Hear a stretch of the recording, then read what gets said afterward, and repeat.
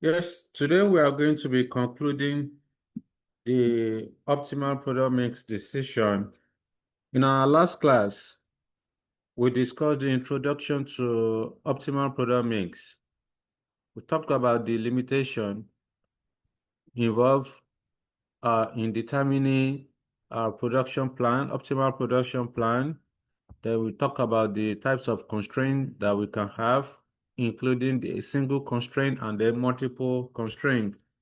We went on to discuss the procedures involved in determining optimal production plan where there is only one single constraint, when there's single constraint, that is using key limiting factor. And then we had two different illustrations. The first illustration is a regular question. All right. The second one is where you are given minimum allocation. How do you treat? How do you determine the production plan where minimum allocation is given?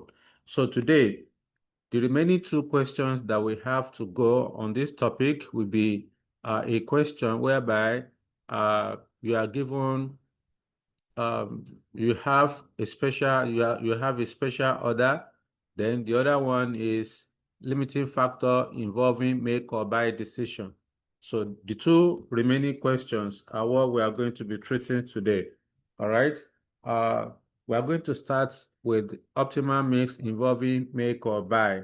How do you treat question whereby you are given optimal mix involving make or buy? All right, so that's what we are going to do. Okay, let me see. All right, let me read the question for you. We are solving illustration number 3, page 41 in the study material. You are required to 1, demonstrate the insufficient capacity is available to meet the company's total requirements and to identify the extent of shortfall. That is, EL examiner wants you to confirm the insufficiency in the total requirements. Okay.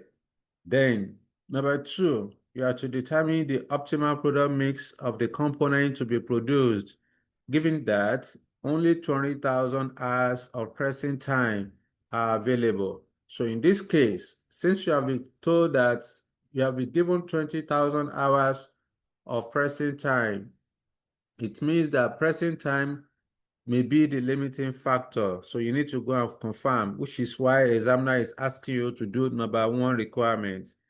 Then 3, ascertain whether any of the components could be produced on a second shift operation or bought from outside. Okay, so when we get there, you see. So in the first requirement, you have to demonstrate the insufficient capacity is available to meet the company's total requirement by identifying the extent of shortfall. So we then go to the body of the question. Kentucky Nigeria Limited manufactures agricultural equipment and it is preparing its budget for the year 2015.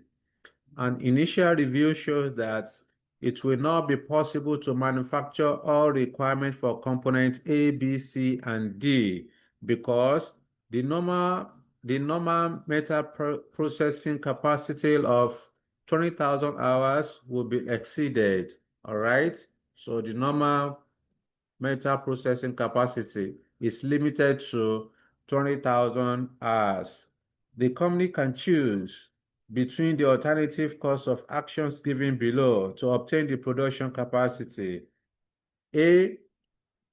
Alternative A is to buy entirely from outside supplier, okay? Then B, to buy from outside suppliers and or use a partial second shift, okay? Because I can see suppliers quotation, I can see suppliers, examiner has mentioned outside supplier here. Then the same thing, something should be calling my mind that if I'm given suppliers quotation, that means I need to do I need to do savings or deficits from making the components. The data given below are for the year 2015, standard production cost per unit component. All right, all the figures we are given here are assumed to be accurate. Direct expenses relate to the use of metal presses, which cost 2 naira 50 kobo per machine hour to operate. Fixed overhead is absorbed as a percentage of direct wages. All right. Quotations obtained from outside suppliers based on the current market research indicates a willingness to manufacture all or any part of the total requirement at the following prices, each delivered to the factory. All right. So these are the suppliers' quotation. We have been given suppliers' quotation for each component. Additional information reveals that second shift operation would increase direct wages by 25% over the normal shift, and fixed overheads by 250 naira at each 1,000 or part thereof second shift hours worked. All right, so that is the question. Therefore, what are you supposed to do to solve this question? Anytime you are given question that involve that is optimal mix involving make or buy, the first thing you are going to do is to determine which of the components you want to manufacture internally. Which one do you want to manufacture? You want to buy from outside supplier because the resources of the company is limited, it's not sufficient. So you want to ensure that the one that you are going to manufacture internally are the ones that you are going to use the limited scarce resources.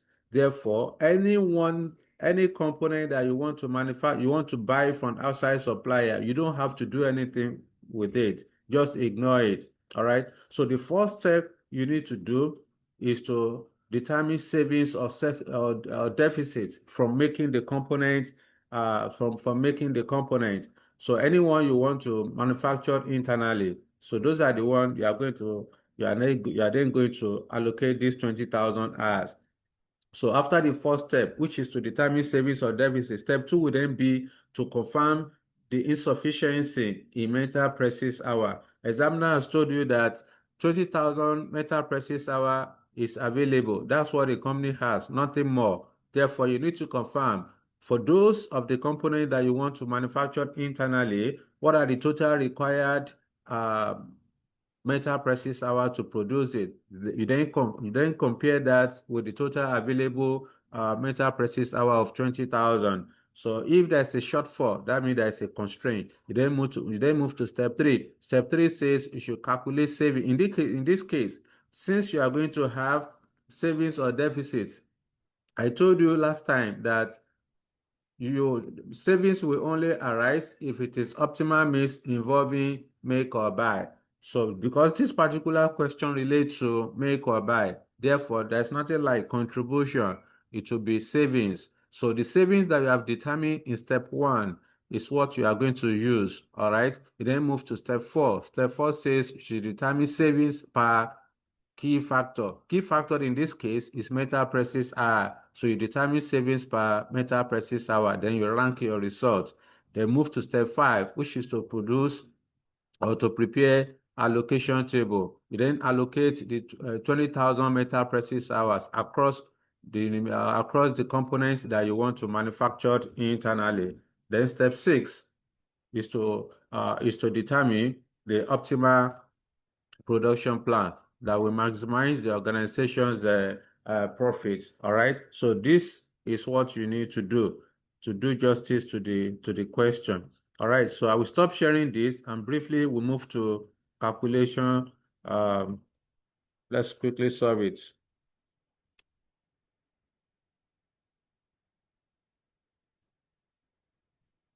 Okay.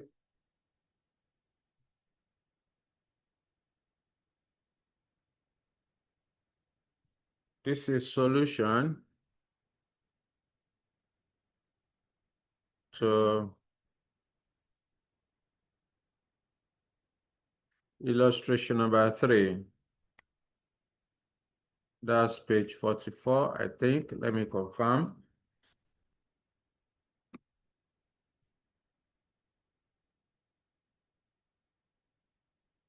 No, page 41.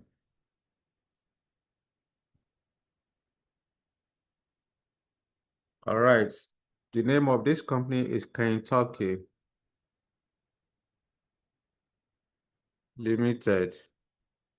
So like I said, the first thing you are going to do is to determine saving or deficit from making the components. So I will then say saving.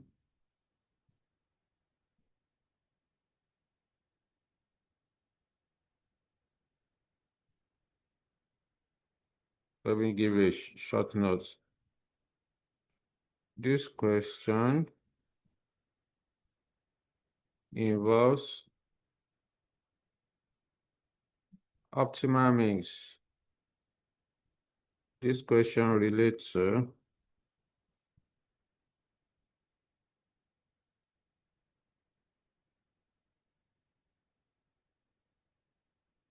optimal mix involving make or buy.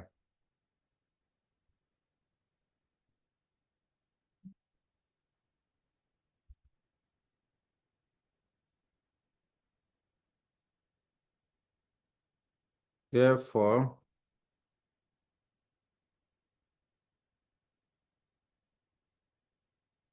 the following procedures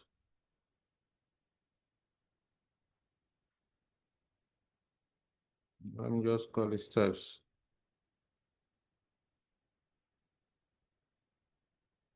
can be used. The following procedures may be carried out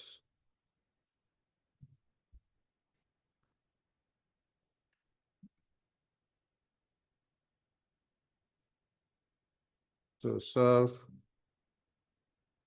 the question. Okay, so like I said, step one will be to calculate savings or deficits from making the components.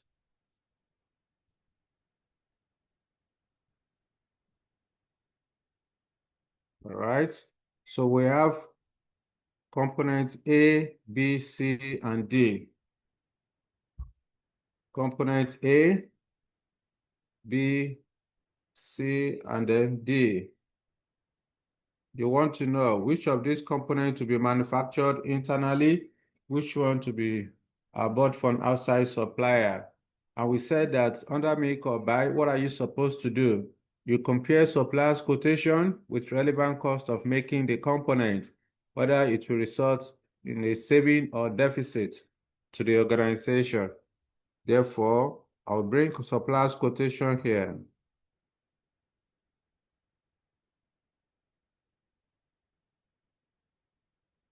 So I'll go back to the question. For component A, what is supplier's quotation? 15 naira, 14.75 for B. Then for component C, 13 naira, then 42.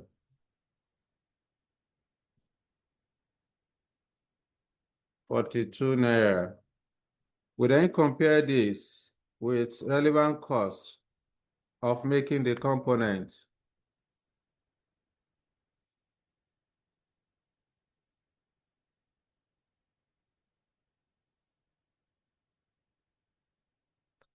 So we go to the question and identify relevant cost. From the first table given to you, we are given direct materials. Please be calling the numbers for me. Let me look for one of you to be giving me the numbers. Chidera, please. You'll be supplying me the numbers. All right. So we have direct material.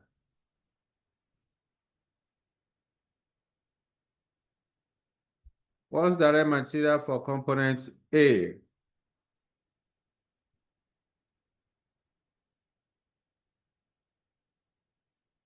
Yes, Chidera, are you available? 9.25.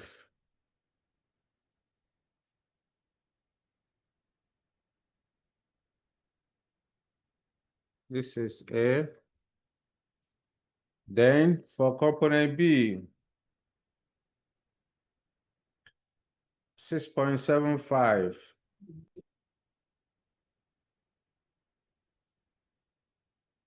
6.25. 11.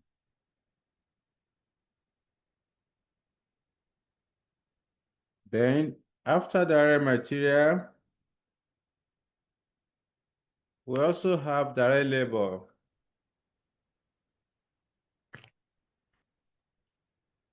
Direct labor, 2.5, 2 naira, 2.5 again, 5.5, then 10.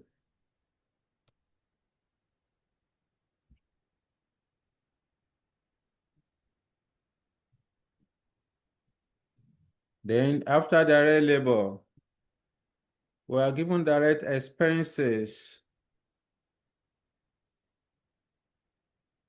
Direct expenses for component A. That's 2.5, then 5. 2.5, 5 naira, another 2.5. Then for component D, direct expenses is 15 naira.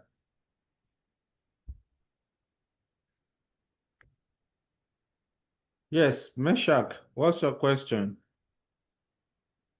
Sorry, it's no question, sir. Which of the question are we solving so I can follow, sir?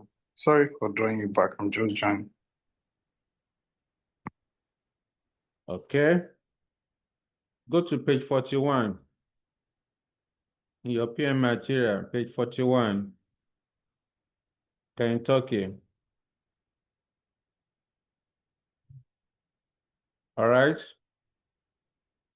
So from the information given, fixed overhead is not relevant cost. Therefore, we ignore it. So in this case, let's add up. So this will be total relevant cost, which is B. 9.25 plus 5. That will give us 14.25. Next one, 13.75. Next, 8 plus 6.25, that's 14.25. 25 plus 11, that's 36. Therefore, we need to determine savings or deficits. So 15 minus 14.25, that will give us 0.75.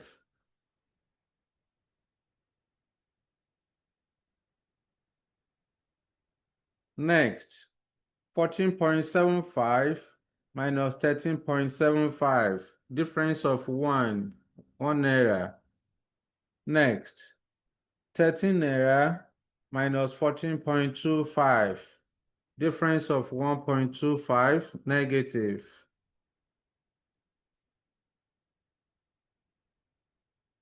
Next, 42 minus 36, difference of 6 naira. Therefore, decision,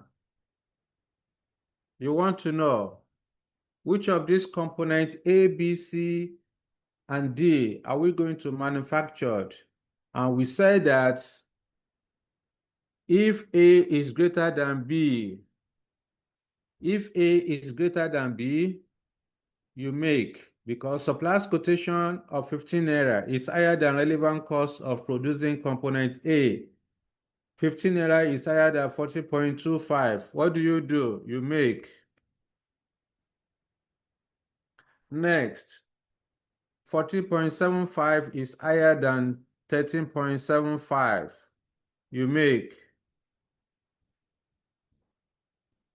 For component C, 13 naira is less than relevant cost of 14.25. You buy.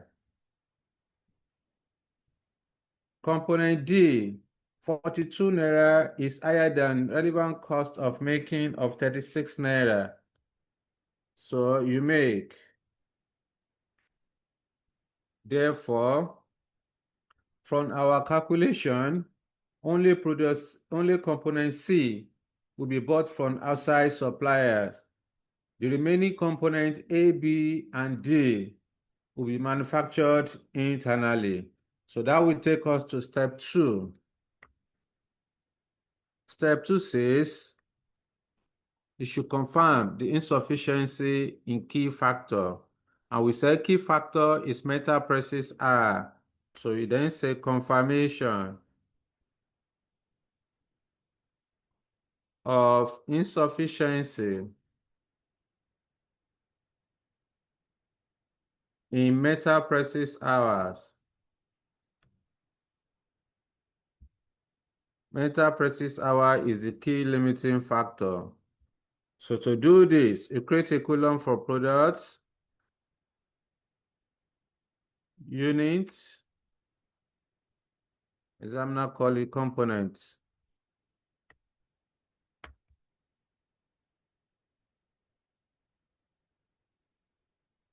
Then you are going to have metal prices R.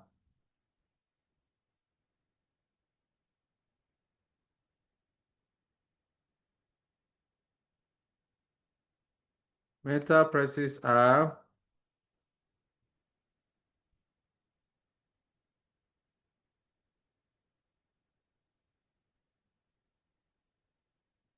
per unit.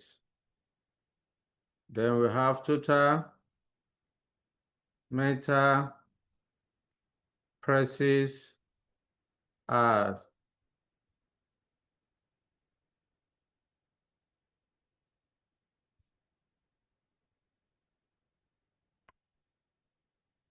So we are producing component A, B, and D. Don't forget what I said.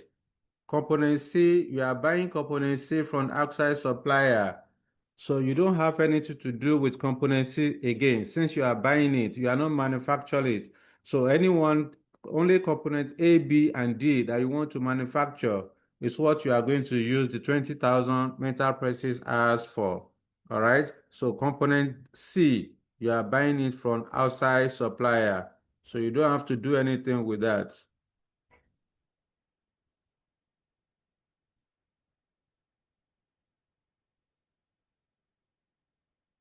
Okay, so we then go back to the question. What are the units given to us? 2,000, 3,5, then 2,8. 2,000, 3,5, 2,800. So we need to determine metal prices are per unit. So we go back to the question. Examiner told you after the first table that direct expenses relate to the use of metal presses, which cost 2 naira 50 kobo per machine hour to operate. So direct expenses for component A is 2 naira 50 kobo. Therefore, 2 naira 50 kobo divided by 2 naira 50 kobo. All right, 2 naira 50 kobo divided by 2 naira 50 kobo. This will give us 1 hour. Next, for component B, direct expenses is 5 naira. Here will be 5 naira divided by 2 naira 50 kobo, which is 2 hours. For component D, direct expenses is 15 naira. 15 naira over 2 naira 50 kobo. That will be 6 hours. We then multiply with the units to get the total metal presses hour. 2,000 multiplied by 1 hour will give us 2,000. 3,500 units multiplied by 2 hours. That's 7,000 hours. 2,800 units multiplied by 6 hours. 2,800 multiplied by 6. That's 16,800. 16,800 plus 9,000. That should be 25,800 hours. This represents the total required metal presses hour. So for the company to be able to maximize profits, they need 28,800 metal presses hours to produce components A, B, and D. You then need to compare this with the total available metal presses hours.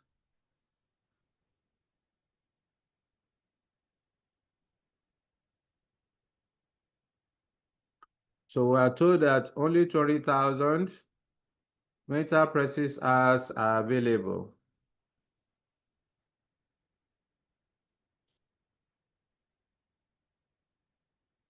So the difference of 5,800 will represent a shortfall.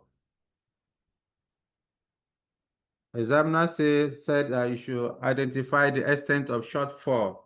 All right, so this is what we have done. With this, we can confirm that truly metal presses hour is not sufficient to take advantage of market condition. We then move to the next step. Step 3. Step 3 says you should determine savings per unit. You don't need to do anything again. We've already calculated savings per unit. This is the information here. All right. Then step 4 says you should calculate savings per key factor. So in this case, here will be savings per metal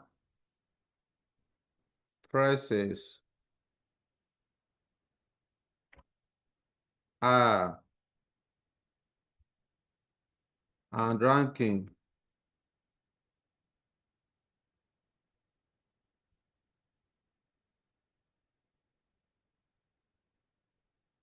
So we have component A, B, and D.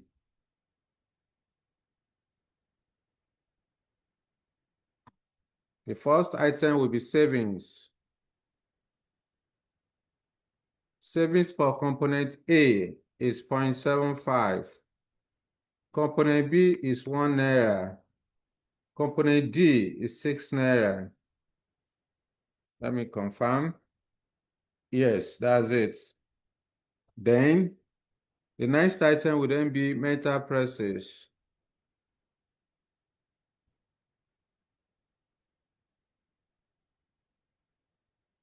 Here is A, here is B. Metal presses are for component A. That's 126. 126.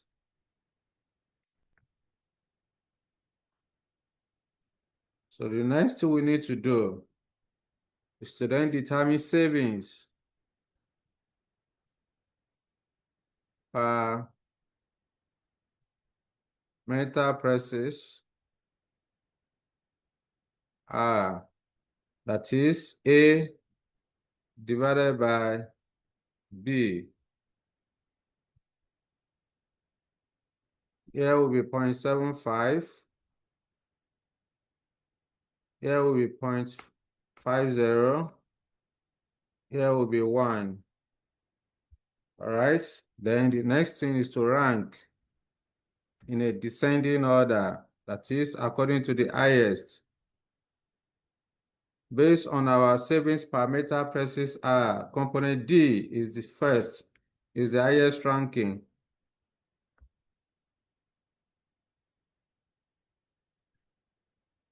Followed by component A.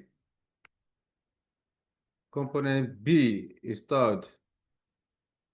The next thing we need to do is to allocate. Step 4, allocation. What do you want to allocate? Allocation of 20,000 meter presses hour.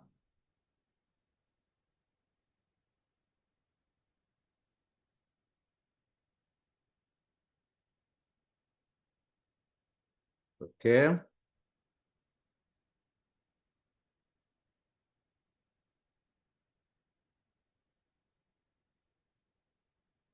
All right. The first item will be ranking, followed by components, units, meter presses hour per unit, total meter presses hour, cumulative, balance, optimal product mix. Based on our ranking, component D is the highest. So D, A, B. How many units are we producing for component D? For component D, 2,800.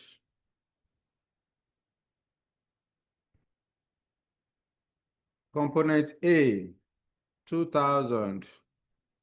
Then 3,500. Let me complete my table first.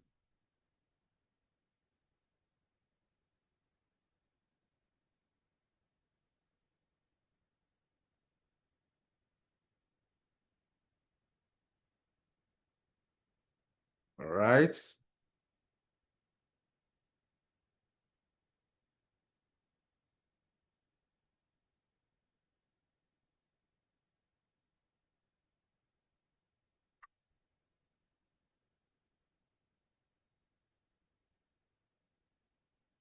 Okay.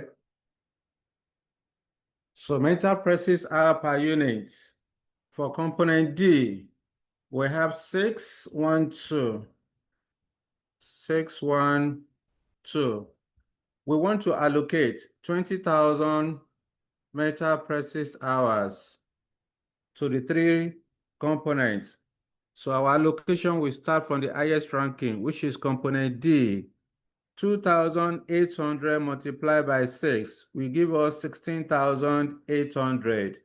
20,000 can accommodate 16,800. Therefore, you allocate 16,800 hours to component D. Cumulative will be 16,800 being the first one. 20,000 minus 16,800 will give us 3,200 balance. Therefore, how many units of component D are we going to produce? Since there is no restriction for component D, we are going to produce the entire 2,800. We then move to the next highest ranking. The next one is component A. 2,000 multiplied by 1 will give us 2,000 meter presses hour. You have a balance of 3,200 after allocation to D. Therefore, 3,200 can accommodate 2,000 hours. So you then allocate 2,000 hours.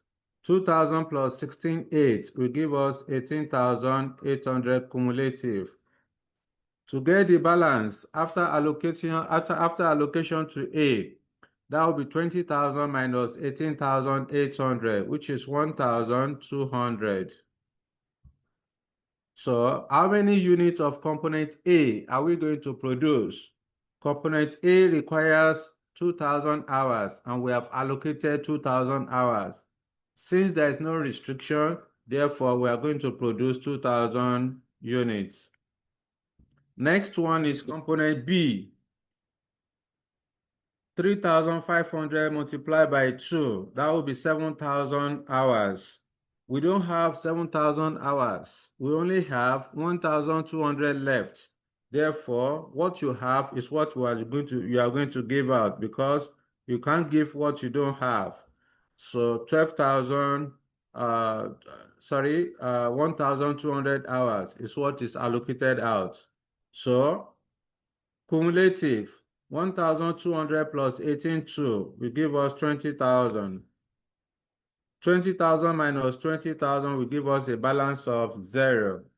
Therefore, how many units of component B are we going to produce? So we have allocated 1,200 hours to component B. Hours per unit of B is 2. Therefore, we can only produce 600 units of component B. Out of the 3,500, we can only produce 600 units because we don't have sufficient resources. Step 5, we determine optimal production plan.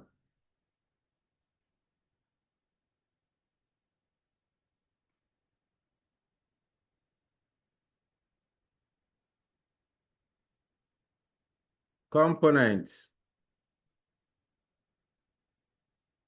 units,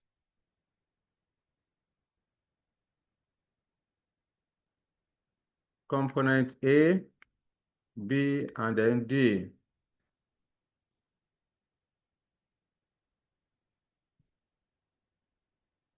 For component A, we are producing 2,000 units. We are picking our answer from here, the last column there. Component B, 600 units. Component D, we are producing 2,800. So this is what the examiner is asking you to do. In the question, you have to, requirement 2, you have to determine the optimal product mix of the component to be produced, given that only 20,000 hours of pressing time are available. So we have done that. Then, number 3, you have to ascertain whether any of the components could be produced on a second shift operation or bought from outside. All right. So before I proceed on that, let me know if you have any question on what we have just done. All right. So in the absence of no question, let's proceed. Second shift operation.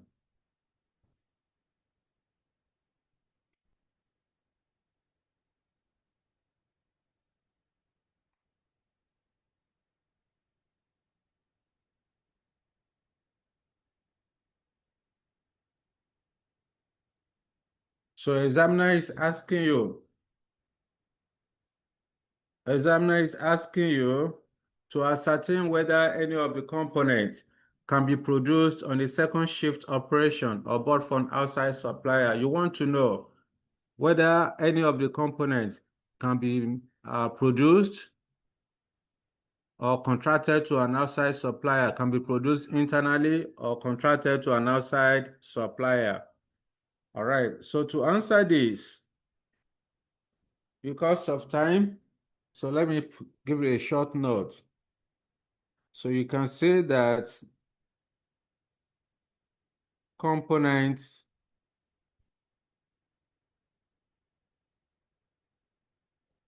the total required the total requirements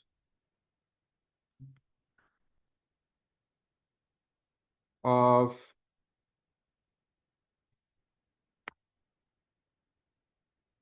the total requirement of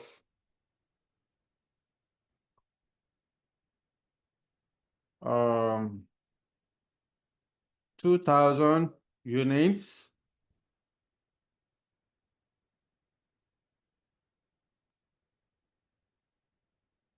of components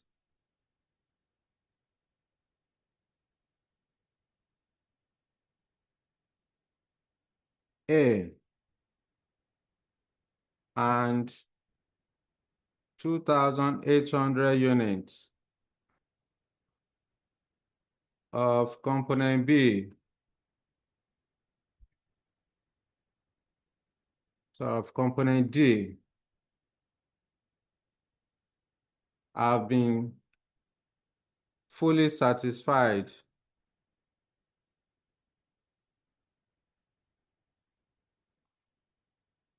However,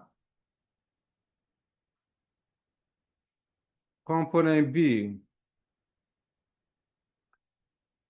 requires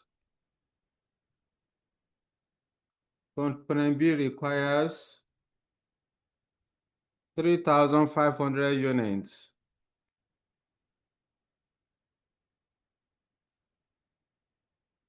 But only 600 units can be produced internally. Therefore, the balance of 35 minus 600, that's 29. The balance of 2,900 units, open a bracket, that is 35 minus 600 can be produced on a second shift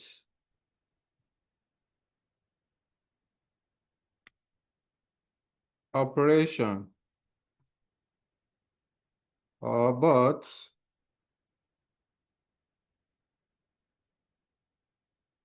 from outside supplier.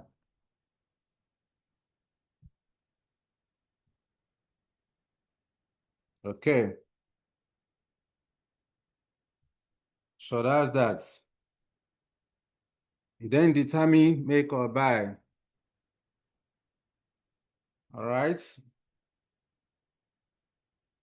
So component B can be produced. The remaining unit of component B of 2,900 can be manufactured internally or bought from outside supplier. So you can then say savings slash deficits from making 2,900 units of component B on the second shift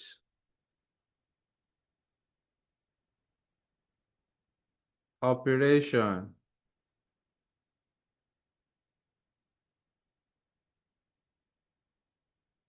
Okay.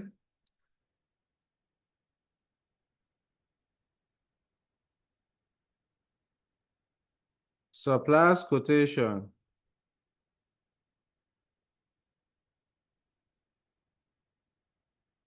We want to buy 2,900 units.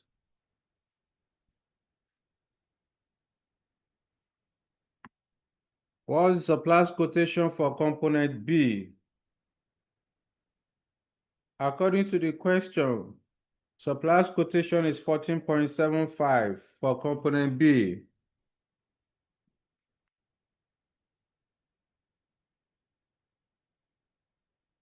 So what do we have here?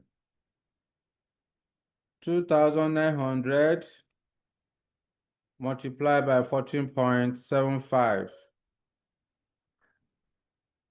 42,775. You then compare this with relevant cost of making 2,900 units of component B on a second shift operation. So we have direct material.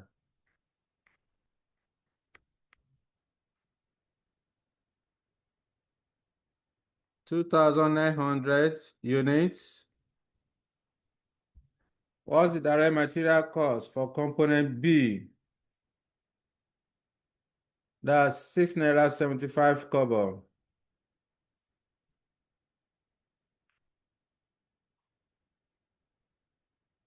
So 2,900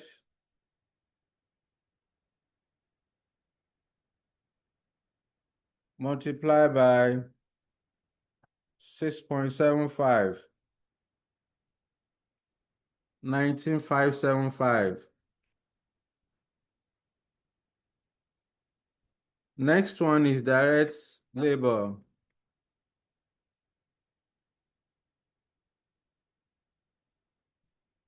Direct labor per unit for component B is 2 naira. And examiner told you, after the second table for supplier's quotation, you are told that additional information reveals that second shift operation would increase direct wages cost by 25% over the normal shift. So direct wages will increase by 25%. Therefore, I would then say 2 naira multiplied by, you are told that this 2 naira will increase by 25%. The 2 naira is 100%. 100% is 1. Then 25% is 0.25. 1 plus 25%, that's 1.25. Or simply say 125%. All right. So 2 naira multiplied by 1.25 multiplied by, now let me reduce the size, it's too big.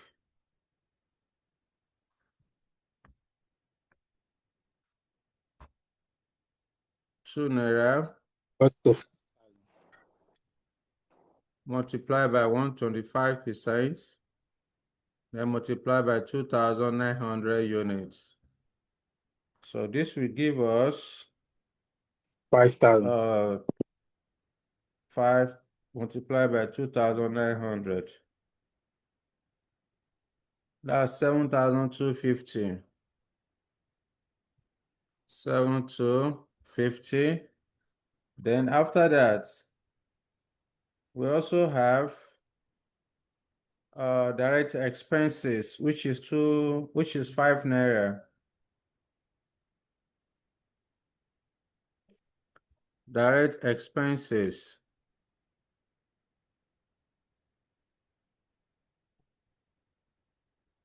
$2,900 multiplied by 5 naira. Okay.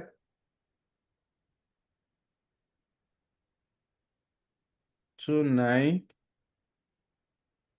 multiplied by 5. 14,500. Again, from that same last paragraph,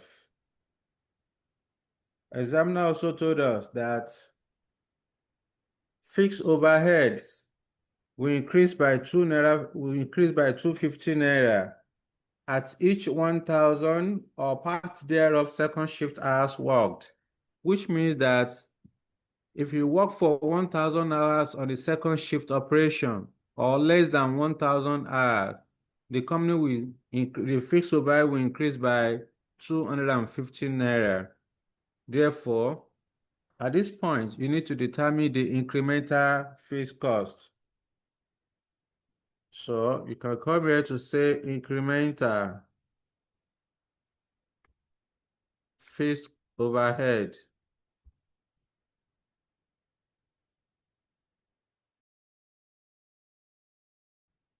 We need to go and do working. So let's work it out. First thing first, you need to determine how many hours will be required to produce 2,900 units of component B on a second shift operation. All right, so let me put it here. Incremental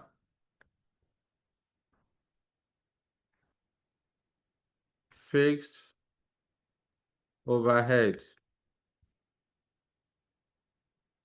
So first thing first, you need to determine hours required to produce 5,000 to produce 2,900 units. Total hours required to produce 2,900 units will be equal to, we want to produce 2,900 units. Metal presses hour per unit of component B is 2. That's 2 hours. When you multiply with 2,900, that's 5,800 hours. So to produce 2,900 units on a second shift operation, the company will require 5,800 hours, metal presses hours. Therefore, examiner now told you that for every 1,000 hours or less produced on a second shift operation, fixed overhead costs will increase by 250 naira. So you need to ask yourself, how many 1,000s can you find in 5,800 hours? That will be 5,000, that will be 1,000s. Therefore, incremental fixed cost will be equal to 5 multiplied by 2 naira 50 cobbles. Sorry, 250 naira. That will be 1,250. Then the remaining one, which is 800 hours. So 1 multiplied by 250. That will give you 250. Total is 1,500. This is the incremental fixed cost. If this one is doing YY, let me simplify it. 5,800 hours are required to produce 2,900 units on a second shift operation. So examiner told you that for every 1,000 hours or less worked on the second shift operation, 250 fixed overhead will increase by 250 naira. Therefore, the first 1,000 hours worked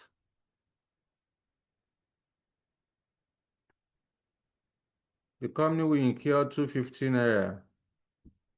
Second 1,000 hours worked, 250 naira. Third 1,000 hours worked, 250 naira.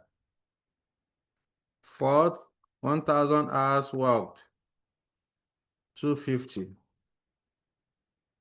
The fifth 1,000 hours worked is still the same thing, 250. The sixth, we have allocated 5,000 hours. We are left with 800 hours. Therefore, the balance balance of 800 hours.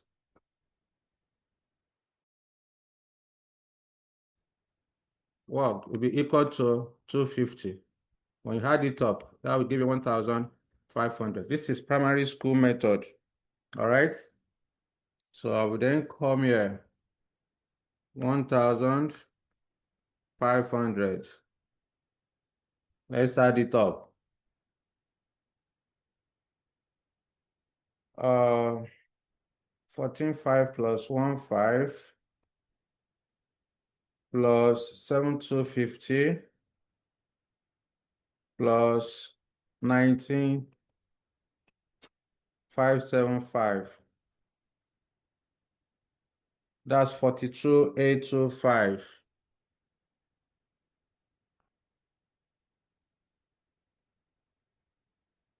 You then compare this with the supplier's quotation. Supplier's quotation is 42,775. So minus 42,775. That's 50. So it is cheaper. It is cheaper for the company to buy the 2,900 units from the supplier's quotation.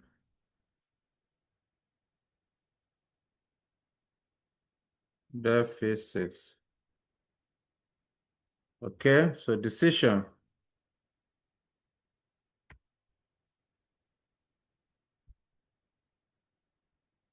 Buy 2,900 units from outside supplier. That's it. Yes, Tosin Akinseye, talk to me. Yeah, good evening, sir. Thanks, sir. So Good evening. to confirm my thought. So irrespective of the hour spent, we have the remaining hour from the 5,800 hours, 800. So you will still incur the fixed 250, not minding that, so it's up to 1 hour or not up to 1 hour, 1,000 hour, not up to 1,000 hour. Is my thing correct? That's what the examiner said. It's in the question. Okay. You are told that fixed overhead will increase by 215 naira at 1,000 or part thereof second shift hours worked, meaning that for every 1,000 hours or less worked on the second shift operation, fixed overhead will increase by 215 naira. All right. Thanks. Okay? Yeah. All right. So that is the question.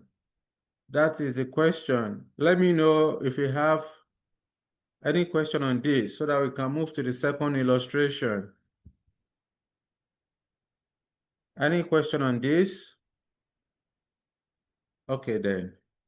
So let's move to the last illustration on this, which is optimal mix involving special order. Optimal mix involving special order. Go to page 42 in your learning material, page 42, Kike Lomo Limited. I need one of you to read this for us. When you are reading, start from the requirements. Once you are done with the requirements, then you move to the body of the question. All right? I need one of you to read for us. Who is helping us? I called on Chidera the other time. She did not answer. I guess she wasn't online. I'm here, sir. I'm here, sir. Good evening, sir. All right, then. Good evening. Go ahead. Read for us.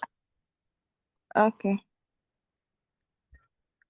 And then pay Requirement. attention to the scenario, please. As she's reading, pay attention to the scenario. Go ahead. Requirement. A. State 3 factors which may cause input materials to be budget constraints and identify steps which may be taken to overcome the constraints. 6 marks. B. Prepare calculations to show production that will maximize Kike Olomo Limited profit for June. NIMAX. C. Kike Lomos Limited has now realized that the contract with the major customer does not have to be met in full for any of the three products. The customer will accept whatever Kike Lomo is prepared to supply at the contracted prices, but they will charge a financial penalty if Kike Lomo does not supply them in full in June.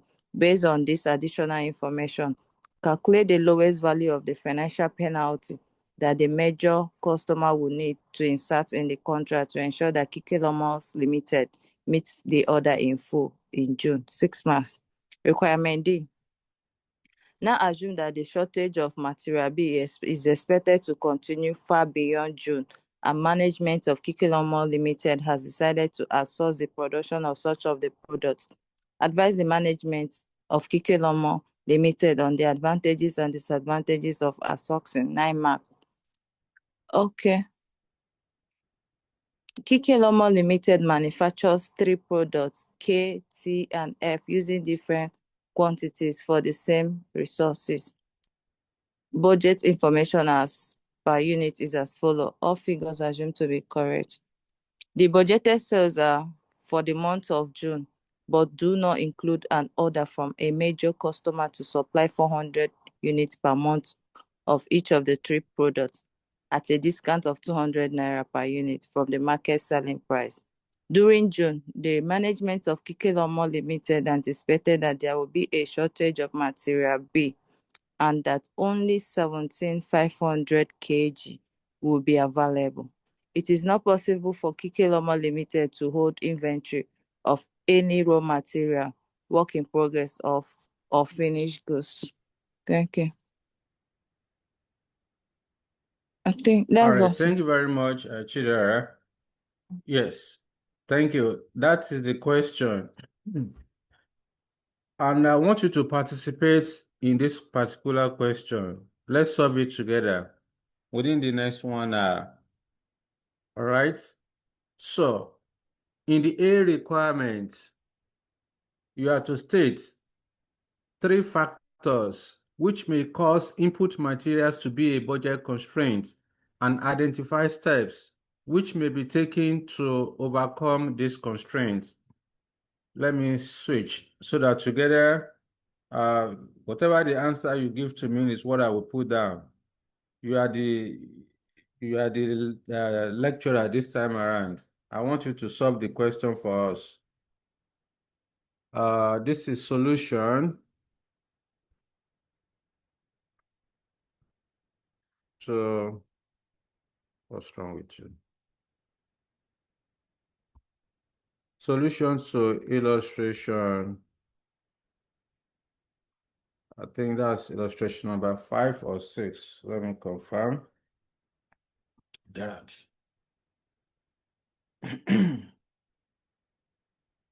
Illustration 5.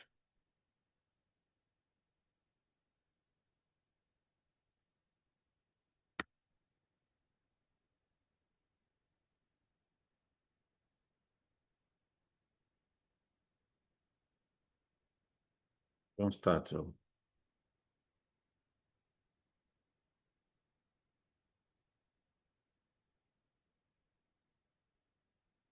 Illustration 5.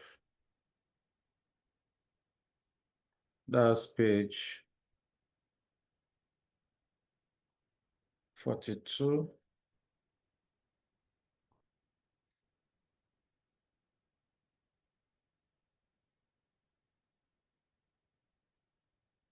The name of the company is Kike Lomo Limited. So requirement number A, examiner is asking you to state 3 factors which may cause input material to be a budget constraint and then identify steps which may be taken to overcome the constraint. Budget constraint,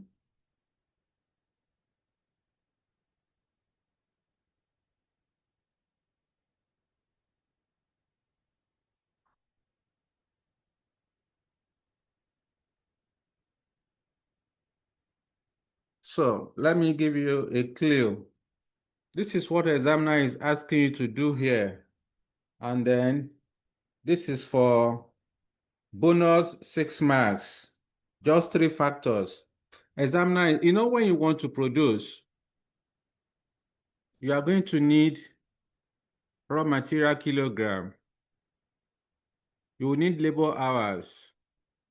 But the focus is on material. So examiner is asking you, what are the factors that can make raw material kilogram to be a budget constraint? You want to produce, you need raw material. What are those things? What are the limitations that you can have? Or what are those factors that can cause limitation in raw material kilogram? I will give you the first thing. One is limited storage space, budget constraints factors. Number one is limited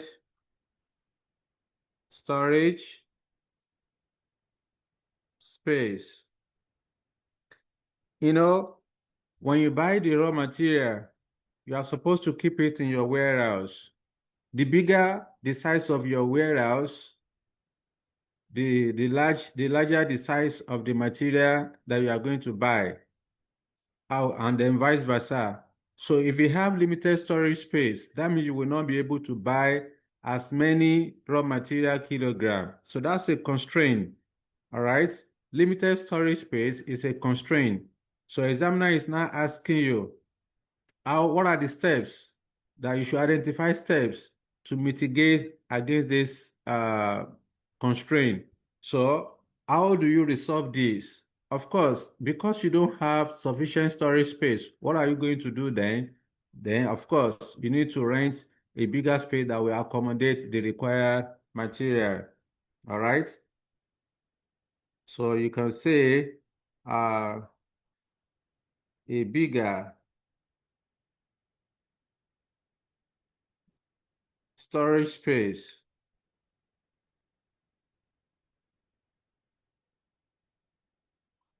that will accommodate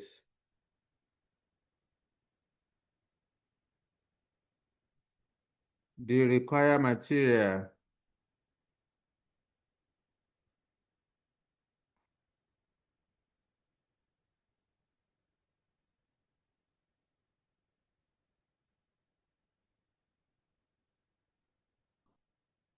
storage. The required raw material should be acquired or rented.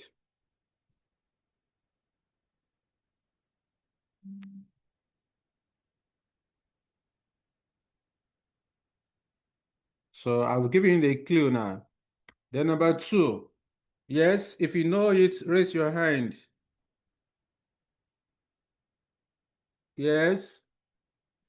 Any other person? Give me the second one. Time is going. What can make raw material to be a budget constraint? Give me one Inflation, sir. factor. Inflation, yes. Inflation.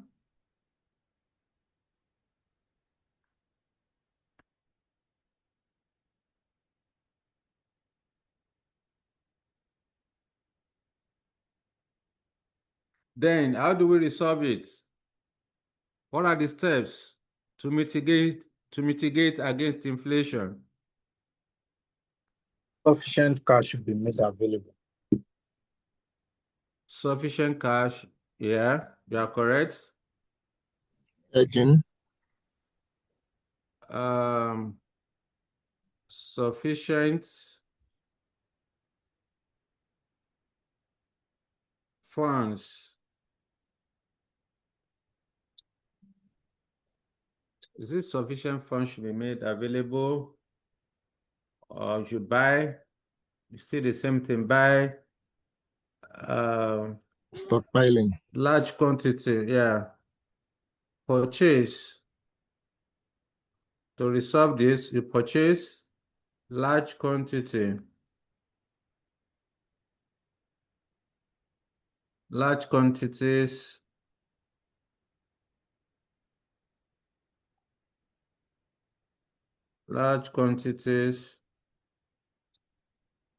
of the material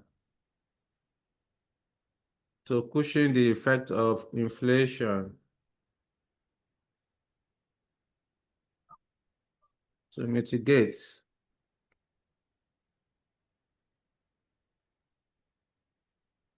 the effects of inflation. Then number 3, somebody was raising hand the other time or sending charts. Scarce resources leading to high prices. Limited supply. Limited supply. Let's call it non-reliability. Non-reliability.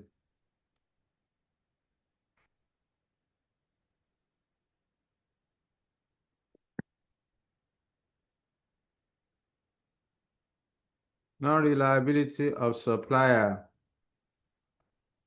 If your supplier disappoints you, of course, that will be a constraint because it will disrupt the production process. It will Is it disrupt there will be no smooth production run. Therefore, is it how do you resolve this? You then say a reliable supplier ensure that a reliable supplier is available to deliver according to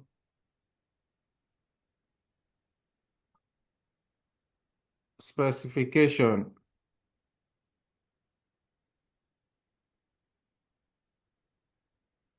and requirements. To deliver according to specification and then requirements.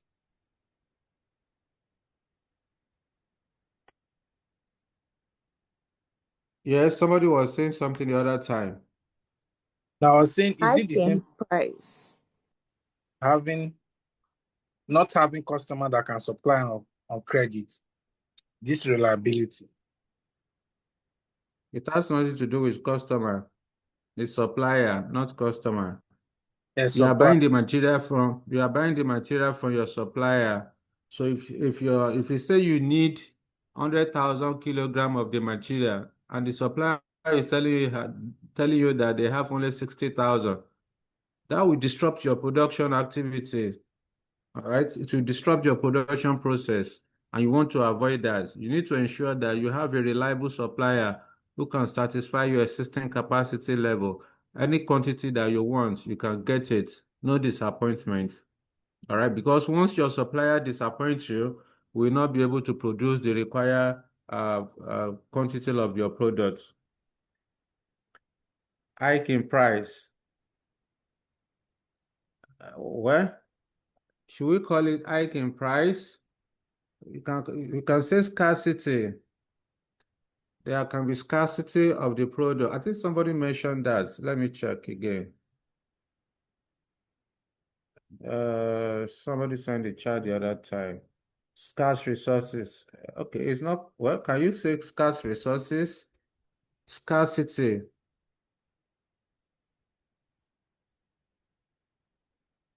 Scarcity of material. You know, when there's scarcity, you cannot buy the required material to satisfy customer demand because there is no enough material in the market. Therefore, only few supplier. We have few supplier and many customers are demanding for the material. So when there is scarcity, how do you then resolve it? You buy in large quantity to take care of any future scarcity that may arise. All right?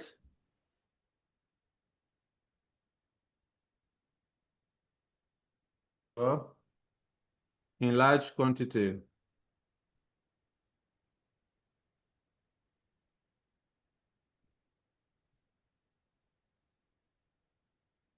Okay, buy in large quantity to avoid or to prevent future scarcity in material. Okay? So examiner asks you for 3. We have given 4. That's okay. Let's move on to the next one because of time. Number B requirement.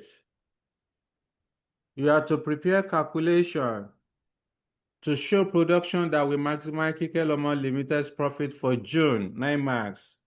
You want to determine optimal production plan. So I would then say number B, determining optimal production plan. Pay attention, please. This question is optimal product mix involving make or buy. Sorry, involving special order. When you are given question whereby you have optimal mix involving special order, what are you supposed to do? To determine production plan that will maximize contribution or profits, the first thing you are going to do is to determine the required or the expected output. All right, step 1, your first step is to determine the expected output. Expected output or unit. Now, what do I mean by this?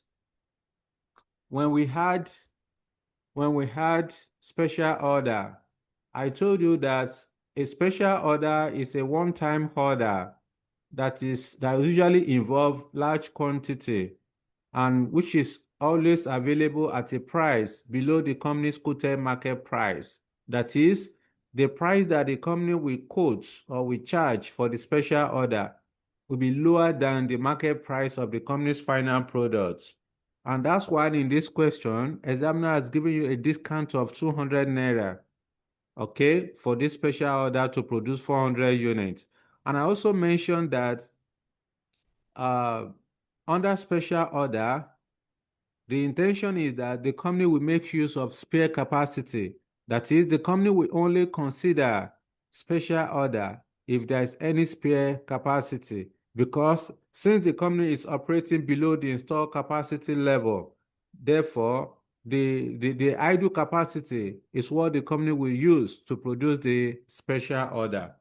However, when you go to this question, examiner has told you that immediately after the table, examiner told you that the budgeted sales are for the month of June, but do not include an order from a major customer to supply 400 units per month of each of the 3 products at a discount of 200 naira per unit from the market selling price. So you have the total budgeted sales units of 500, 800, and then 1600 for products K, T, and F, respectively. And examiner is saying that there is a special order to supply 400 units per month for each of the 3 products.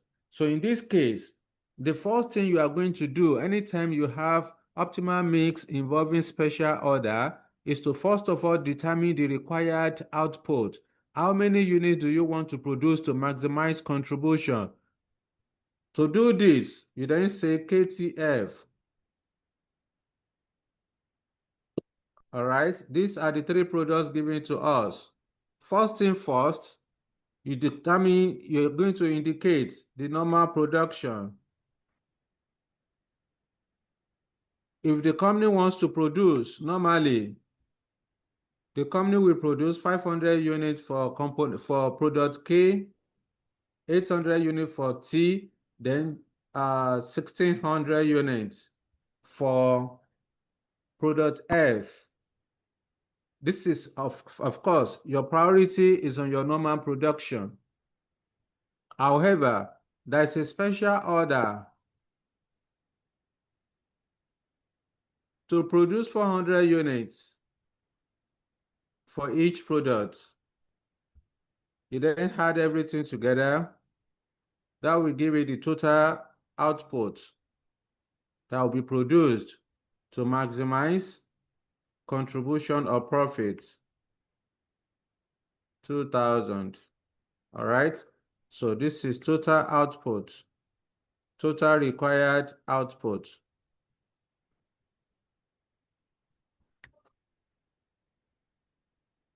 Now, this is the first step. Now that you have determined the total requirement to maximize contribution, the next thing you are going to do is to determine is to confirm if the materials available. Examiner has told you in the question that material B is limited to 17,500 kilograms. All right. That means material B is the key limiting factor. So in this case, what are you supposed to do? The most important thing you need to do is to then confirm the insufficiency in material B kilogram. You then say confirmation of insufficiency in material B kilogram. You create a column for products, units, material, kilogram per unit, then total material kilogram.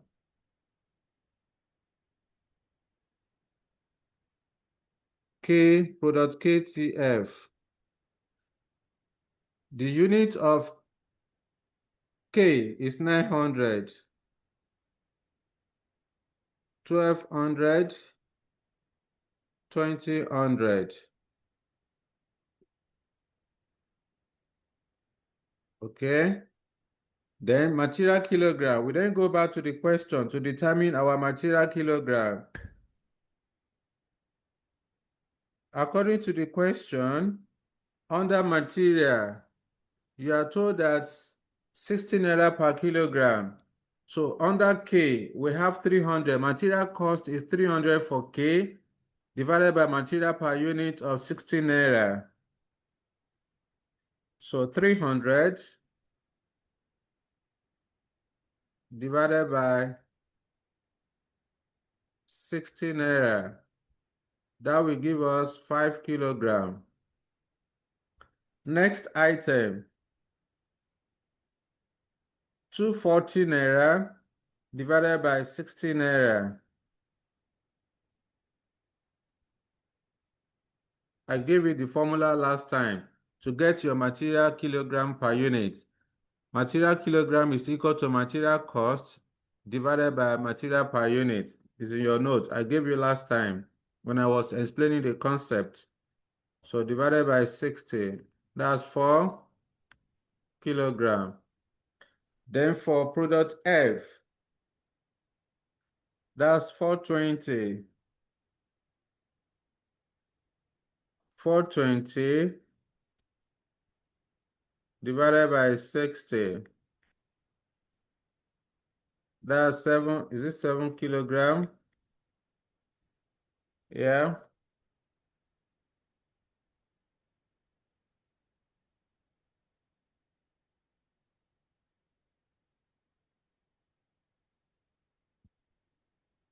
Okay. Next, we then get the total material. 900 multiplied by 5. That should be 4,500 kilogram. Yes, Tosin, what's your question?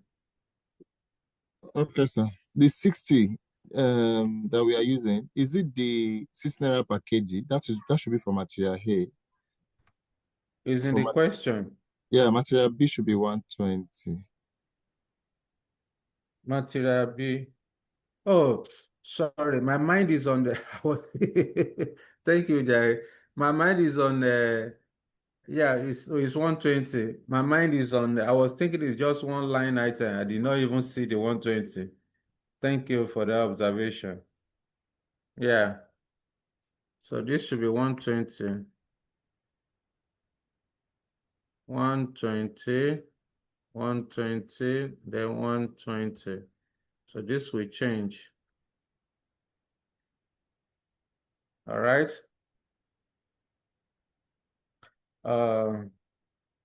So for material B, 480, 480, 720, 600.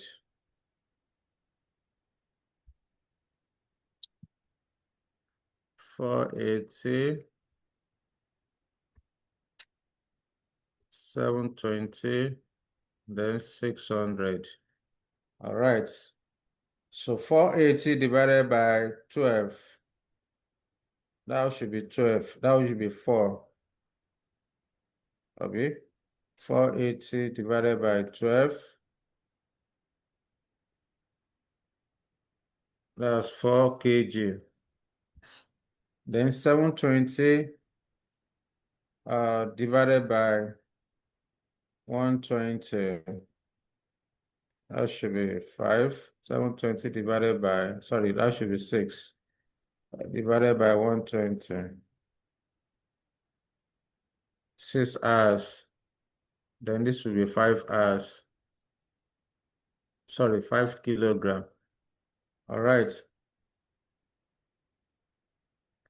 Then 1,200 multiplied by 6. That's 7,200. Okay. 2,000 multiplied by 5. That's 10,000 kilogram. Okay. Then 900 multiplied by 4.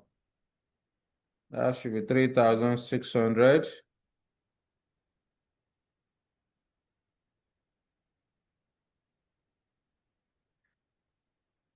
When you add everything together, that's 20,800.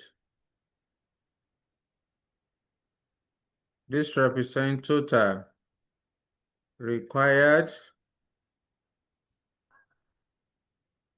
material B kilogram.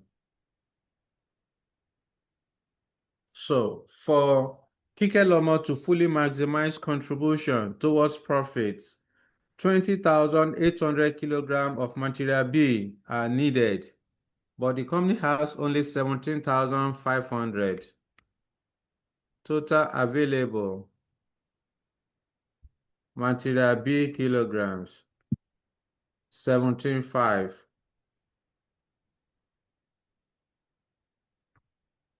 So the difference of 2,000 of 3,300 is a shortfall. The company requires 20,800 kilograms of material B, but the company only has 17,500. Therefore, the difference will represent a shortfall. The difference will represent a shortfall because the company cannot maximize contribution towards profit. That will take us to step 3. Step 3 says you should calculate contribution per unit.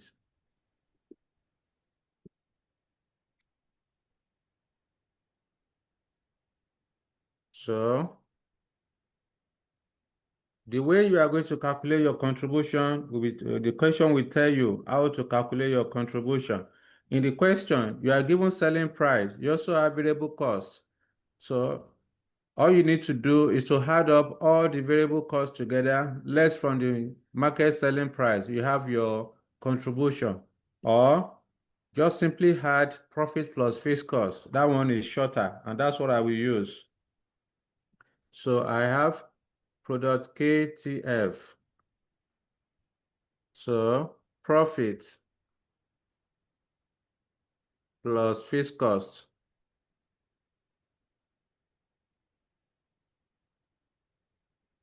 The profit for K, we have 340, 540, 640.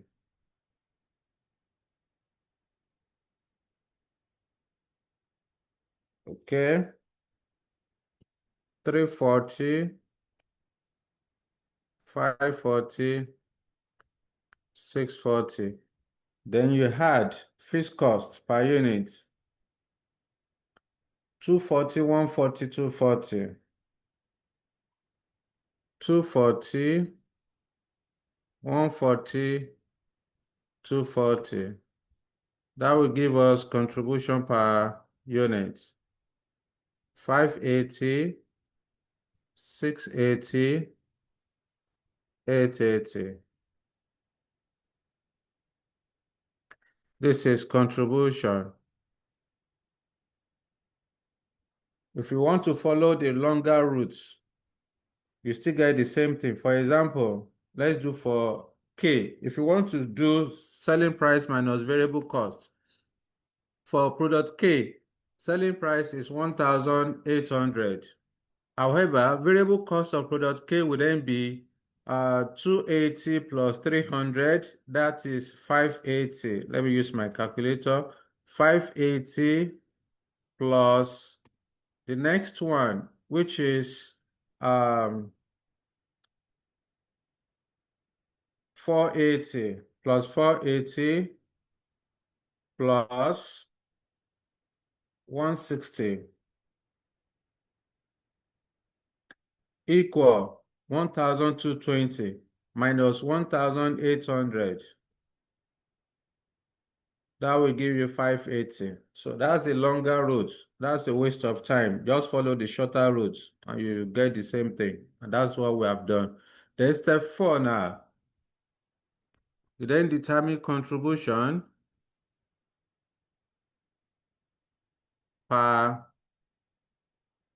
material kilogram and then ranking.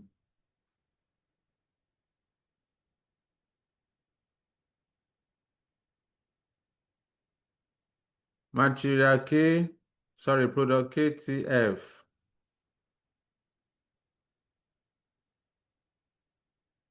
So contribution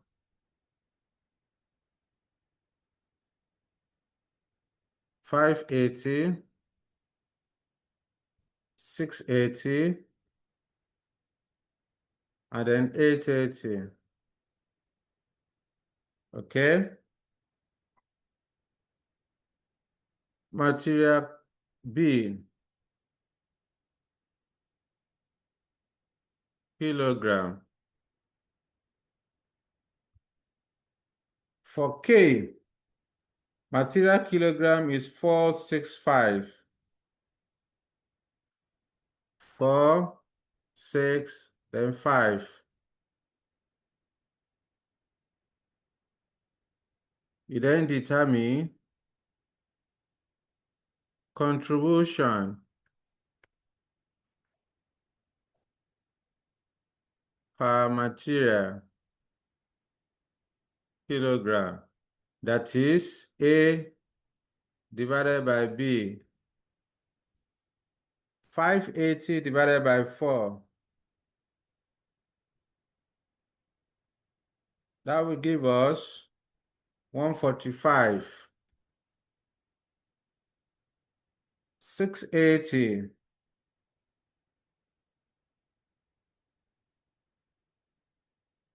divided by 6.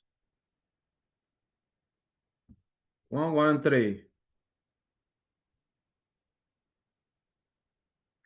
880 divided by 5. 176. Step 5. Allocation. Sorry, before that, we have not done ranking. So ranking.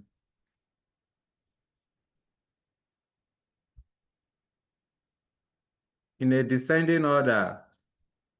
Contribution per material kilogram. F is first, followed by A, and then B is third. Step 5. Allocation. What do you want to allocate? You want to allocate 17,500 kilograms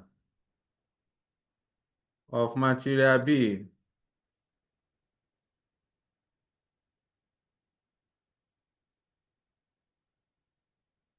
All right, so ranking, products, units, material per unit, total, material kilogram, cumulative, balance, OPM.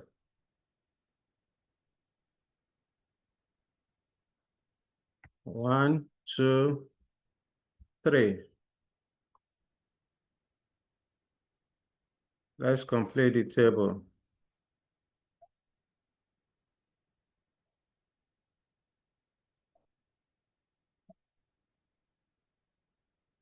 All right.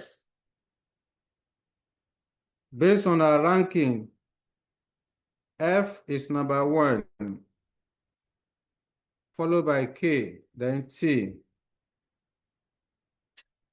The unit for F is 2,000.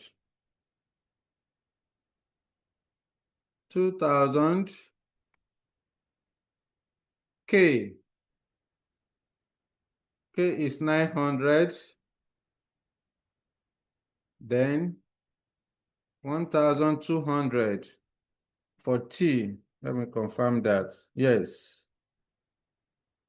So material kilogram for F is 546. 546 for F, K, and T. So 2,000 multiplied by 5 will give us 10,000 kilograms. 17,500 kilograms can accommodate 10,000. So we allocate. Being the first one, you have cumulative is 10,000. 10,000 minus 17,500, balance of 7,500. Right? How many units of F are we allocating? 2,000 units we are going to produce. No restriction. 900 multiplied by 4, that will give us 3,600. So we can take out 3,600 from the balance of 7,500. 3,600 plus 10,000, that's 13,600. 13,600 minus 17,500, that will give us 3,000 watts. That should be 3,900, I think. Yeah, 16, then 75, yeah. Therefore, we are going to produce 900 for product K. Product T is the last one. 1,200 multiplied by 6, that's 7,200. We don't have 7,200, we only have a balance of 3,900. So you cannot give what you don't have. You have to restrict your allocation to 3,900. Therefore, how many units of T, how many units of product T are you going to produce? That will be 3,900 divided by 6 kilogram. What do we have here? 3,900 divided by 6. That's 650.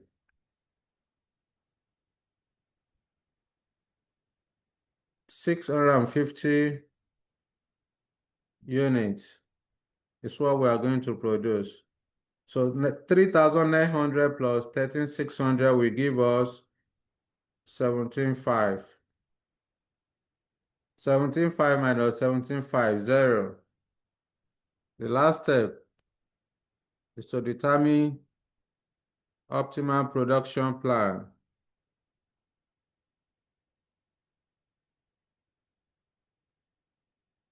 This is the production plan that will maximize contribution for Kikelomo.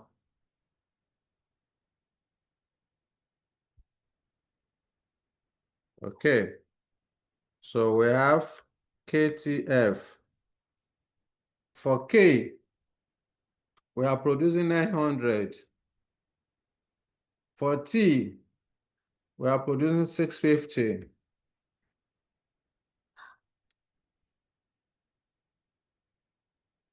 And for F, 2,000 units.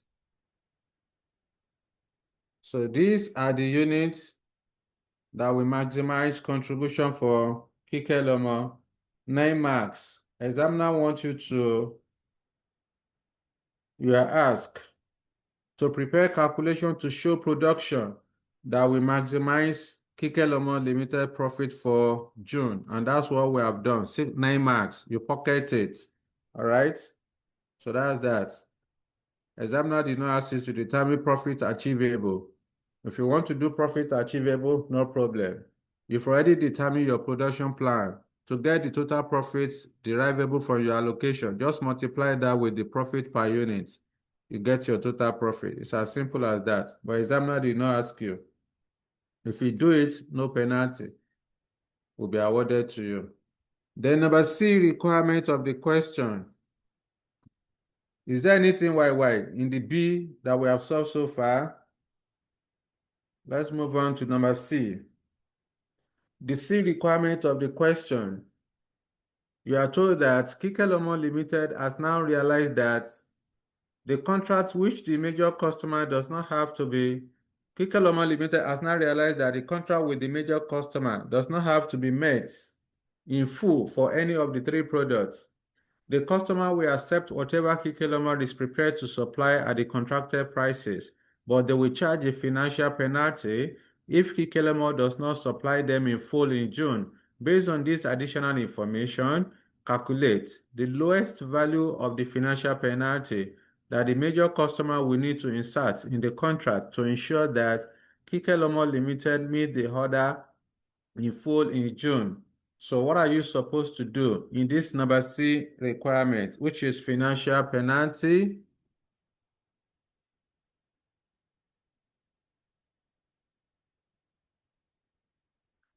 Financial penalty. Examiner is asking you if the company is unable to meet customer demand in June, what is the minimum penalty that should be inserted, financial penalty that should be inserted in the contract? What are you supposed to do? You will recall that this question relates to special order. And as the principle of special order dictates that focus should be given to the company's normal operation. It is only when the company has spare capacity that you can produce or that you can accept a special order. Now, in this particular requirement, if the company is unable to satisfy customer demand, you are told that there will be a financial penalty to be inserted in the contract. So what are you supposed to do? What the examiner is simply asking you to do here is to calculate contribution margin. So you are going to calculate contribution margin where the company is able to satisfy customer demand fully. You also calculate contribution margin where the company is unable to satisfy customer demand. Therefore, the difference between the contribution margin will give you the financial penalty, 6 marks. You pocket it. That's what the examiner wants you to do. So let me give you a short note.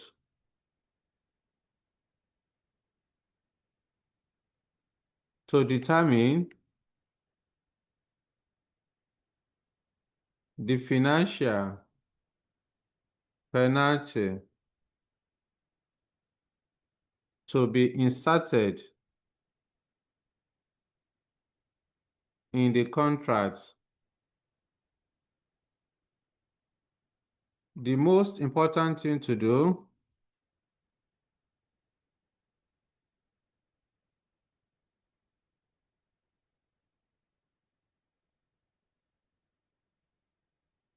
is to one, calculate contribution margin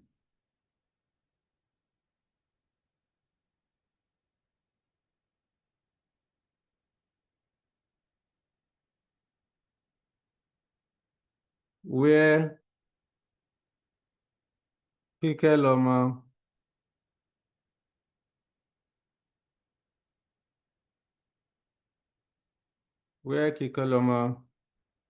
can fully satisfy the customer demand.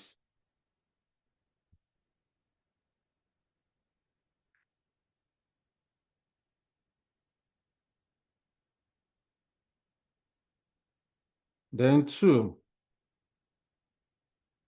calculate contribution margin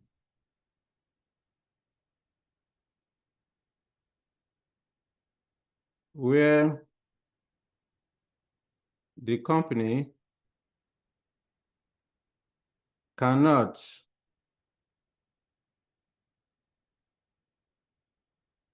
satisfy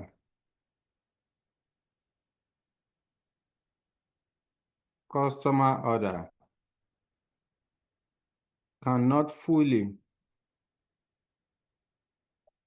or where the company can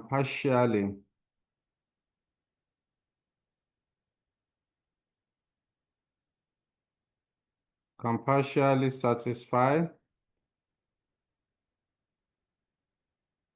customer order.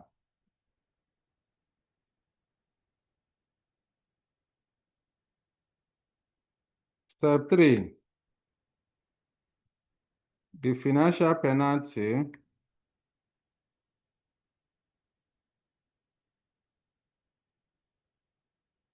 or the difference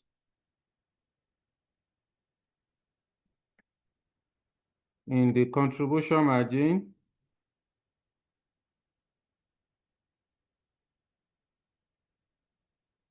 in step 1 and 2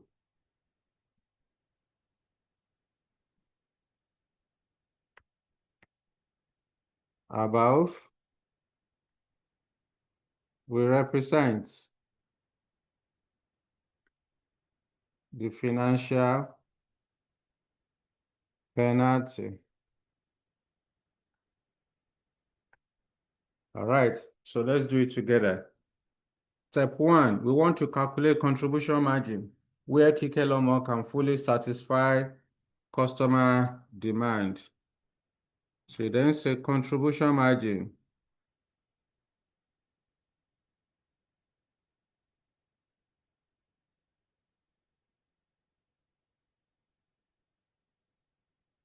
fully satisfied customer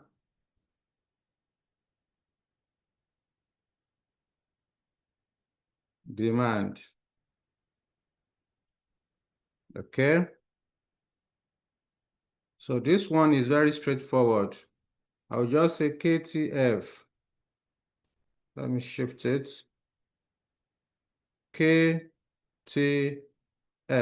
Then you have total for the company as a whole. So you want to determine contribution margin. where Kikelomo can fully satisfy customer demand, which simply means that out of our production plan to produce 900 units for K, 650 units for T, then 2,000 units for F, we need to first of all give consideration. You have to give high priority to customer order because you want to satisfy customer demand. Therefore, out of the 900, you are going to produce 400 each for for special order. 400 of this, 400 of this, then 400 of F for special order. So that means the balance that you have is what you are going to produce for normal operation. Okay, so because you want to satisfy customer demand, you have to give high priority for customer order. Therefore, I would then say production plan,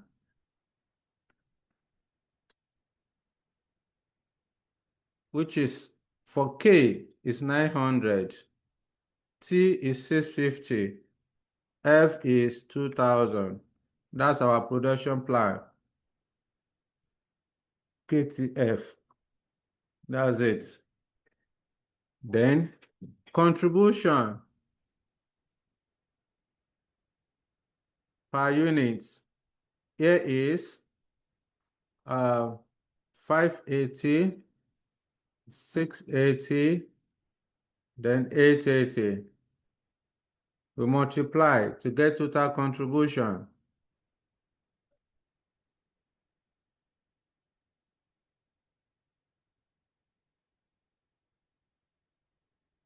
So let's multiply with our calculator. 650 multiplied by 680. That's 442,000.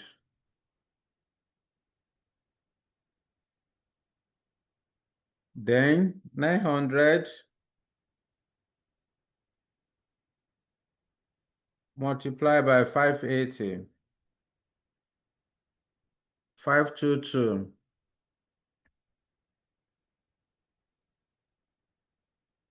Then 2,000 multiplied by 880. 1760. Then you add the three of them together to get the total for the company. Plus 522.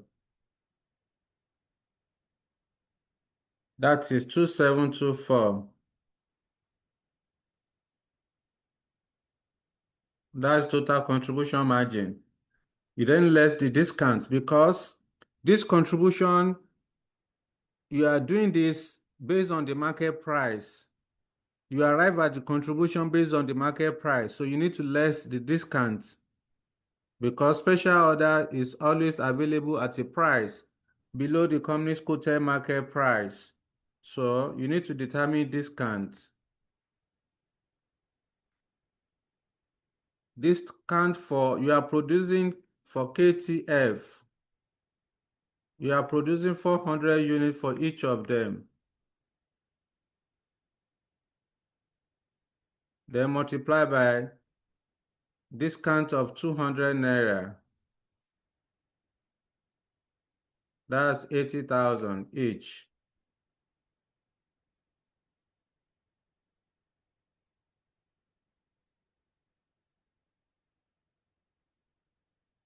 So there will be a discount of 80,000 each. Total is 240. So you less discount 80,000.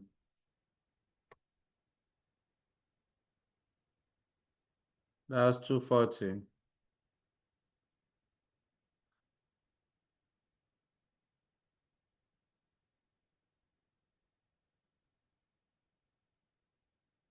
So net contribution.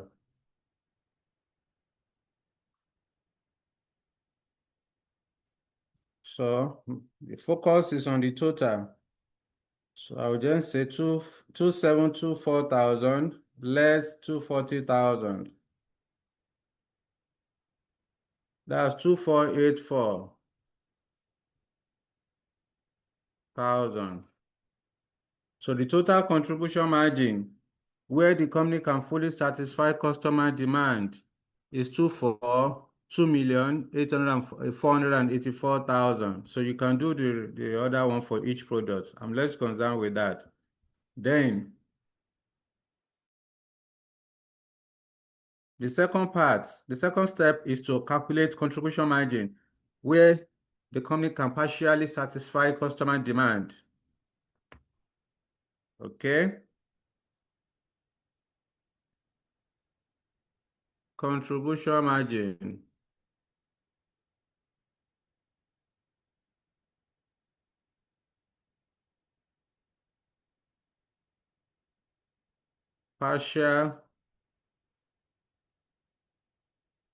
To partially satisfy customer demand.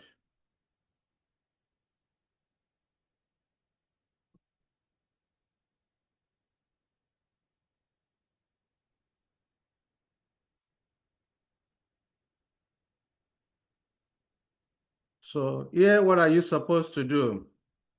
Because you cannot fully satisfy customer demand. If you cannot fully satisfy customer demand, that means you want to give high priority to your normal operation. You remember how we started? We started with calculating expected output. All right, we started with calculating expected output. Under the expected output, the first thing you want to do is to produce your normal operation. You want to produce for your normal operation. That is the units you are going to sell in the market. Then you include the special order. So what we are now saying is that you don't want to satisfy customer demand. You want to partially satisfy customer demand. To do that, it means that you want to give high priority to your normal operation, which is consistent with the principle of special order. Because the special order says that it is only when the company has spare capacity that you can accept a special order. So high priority is given to normal operation. And that's why the company cannot fully satisfy customer demand. So as a result, you need to calculate contribution margin where the company cannot fully satisfy customer demand. To do this, you are going to carry out about 3 or 4 steps. The first step is to determine the material required, the material kilogram required to produce normal operation. All these units that you want to produce for normal operation, how many material kilogram do you need to produce them? Therefore, the balance of the material kilogram that is left, you need to allocate it. That will be the second step. Allocate the balance available, if any, to the special order. Then step 3, you determine the optimal production plan. Then step 4, you determine the contribution margin. That's all you need to do. Let's quickly do that. All right. So to do this, let me just things to do. 1, determine the material kilogram to produce under normal operation. Step 2, allocate the balance, if any, of material B kilogram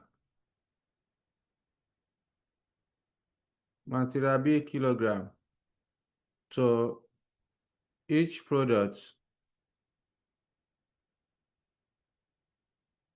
based on ranking, based on the initial ranking. Then step 3, determine optimal production plan. Then step 4, calculate total contribution margin to partially satisfy customer order.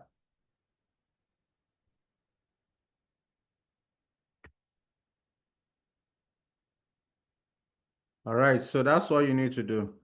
So let's take it one by one. Step 1 is to determine the material kilogram required to produce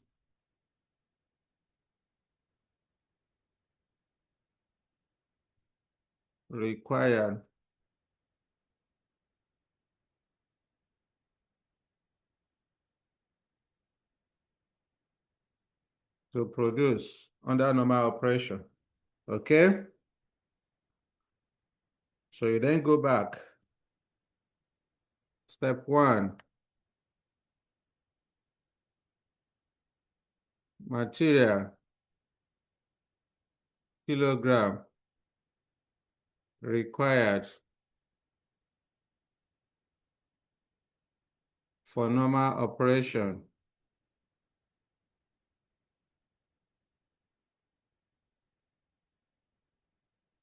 All right? So products, units, material kilogram per unit, total material kilogram, KTF. Now, to produce for normal operation, 500 units will be produced for K, 800 units for T, then 1600 units for F. Material kilogram per unit, that is 465, is it? Yes, 465.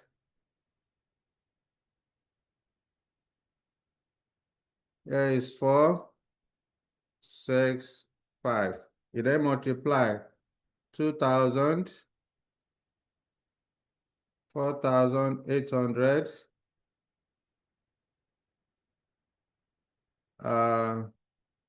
This should be 8,000. So what do we have here? Is it 8,000? That should be 9,000. Let me confirm. 1,600. It's 8,000, sir. Oh, okay. I just want to be sure. So that's 12,000. That's 14,800.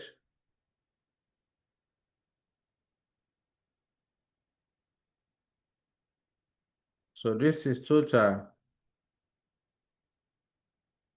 required material B kilogram for normal operation. So you compare this with total available material B kilogram,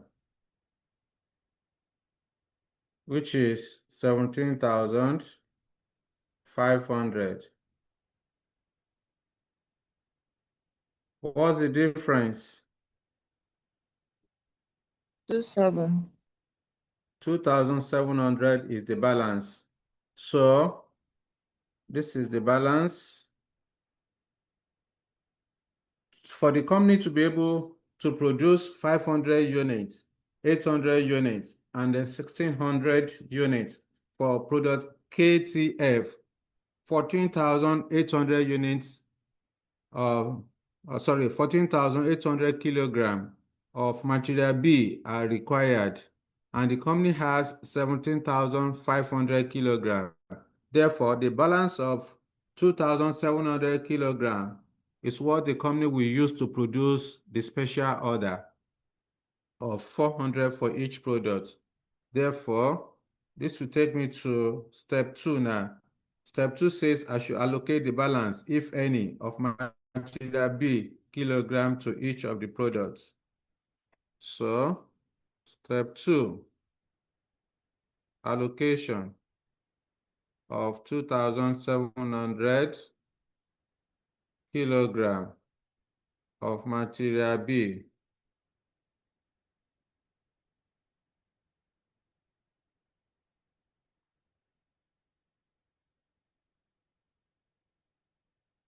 So, ranking.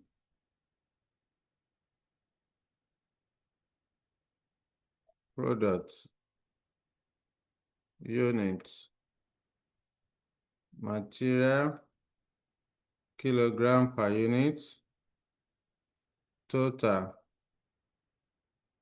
material kilogram, cumulative balance, optimal product mix, 1, 2, 3.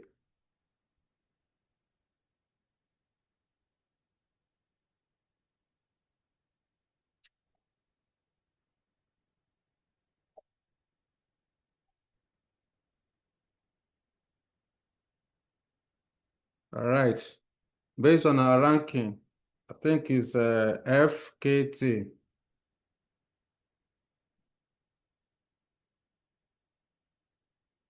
Based on our ranking, FKT. Yeah.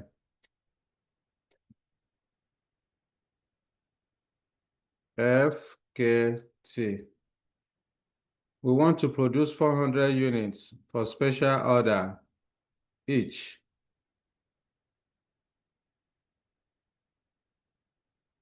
F is 5. K is 4. 400 multiplied by 5 will give us 2,000. So cumulative 2,000. Balance 700. All right. So we are going to produce 400 units of F. Then for K, 400 multiplied by 4, that will be 1,600. That is 1,600. We don't have 1,600. We only have balance of 700. Therefore, you allocate 700. 700 plus 2,000, that's 2,700. 2,700 minus 2,700 will give us 0. Therefore, for K, we can only produce 700 units, 700 kilogram divided by 4. Divided by 4 kilogram. That will give us 700 divided by 4. 175 units. So we can only produce 175 units of product K. Nothing will go to T. Step 3, optimal mix.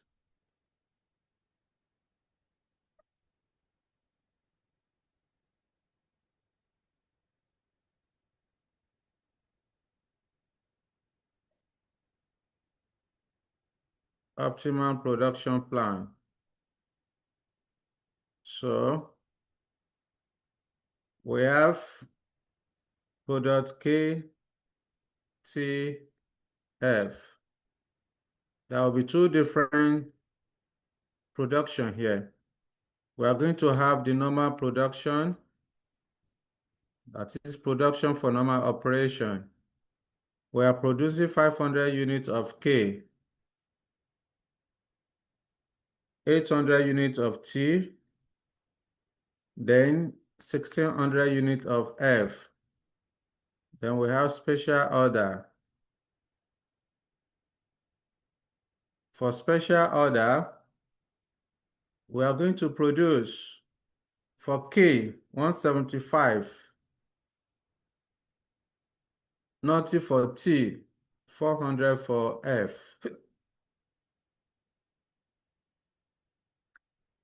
675. 800. 2000. This is the optimal production plan that will maximize profits. Then step 4 now, which is the final step. You then determine the contribution margin.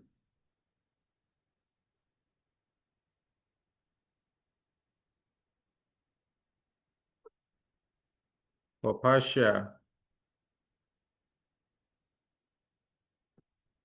contribution margin to partially satisfy customer demand. So create equivalent for each product, KTF, then total.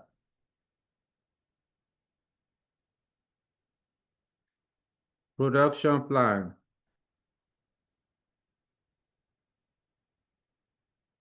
Which is 675, 800, 2000. Contribution per unit, 580, 680,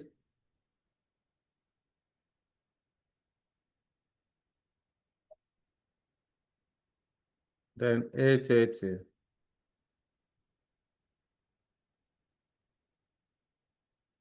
Total contribution.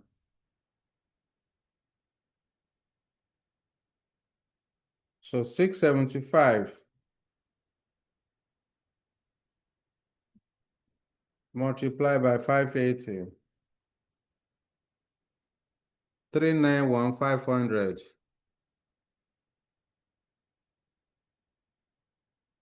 800 multiplied by 680. 544.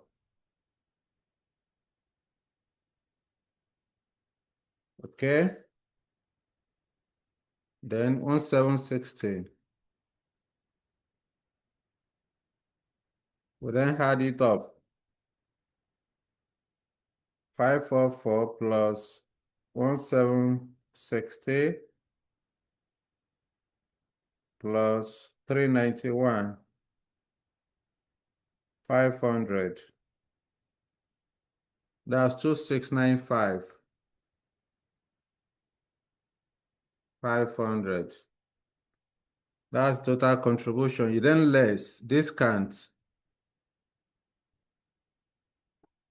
So your discount will be based on the number of units you produce for special order. Sure. We're almost there. So discounts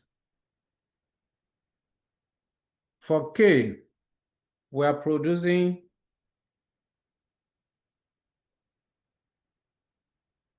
what is that? Yes, for K, we are producing only 175 units.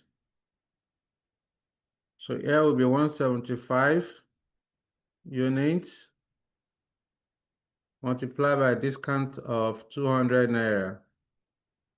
Then for F, we are producing 400 units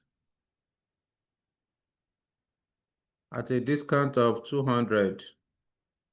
Here will be 80,000. This should be 35,000. Let me confirm. 175 multiplied by 200. That's 35. When you add it, that's 115. Okay. So for K is 35,000 minus, then 80,000 minus, total is 115,000. minus. So we then have net contribution.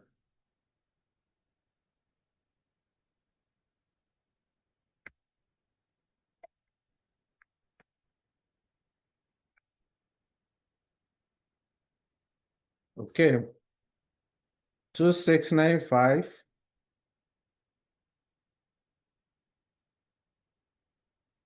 500 minus 115.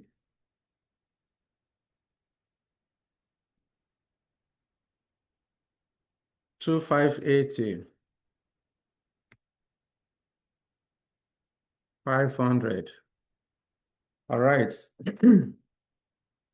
That is the contribution where the company cannot fully satisfy customer demand. Step 3 now is to then determine the financial penalty. All right. We calculate financial penalty, which represent the difference between the two contribution margin. This step, this requirement number C should be more than 6 marks. I don't know why examiner make it to be 6 marks. It's required thinking. Financial penalty. So if you cannot think critically, you won't be able to get the question correctly. This is financial penalties. And we said that the financial penalty is the difference between the contribution margin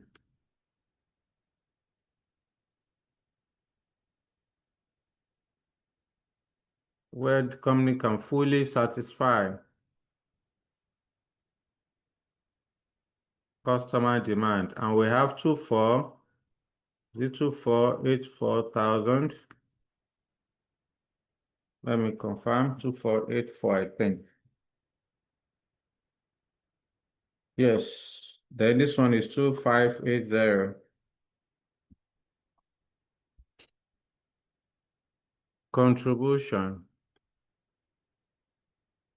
margin for partially satisfy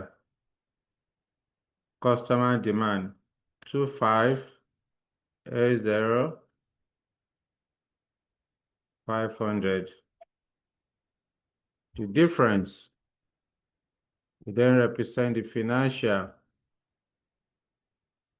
penalty. What do we have here? 2580 minus 2484,000 equal to 96,500. So I would then say the financial penalty, the financial penalty to be inserted in the contract is 96,500 naira. That's it. So like I said, in this requirement number C, if you cannot think critically, you are going to struggle to get to solve the question correctly. You need to understand what the examiner is communicating. All right. If you go to the ICAN Pathfinder question and answer, the solution you have there, you won't understand how they even got the number. But thank God you are in the class. Let me even check the student performance.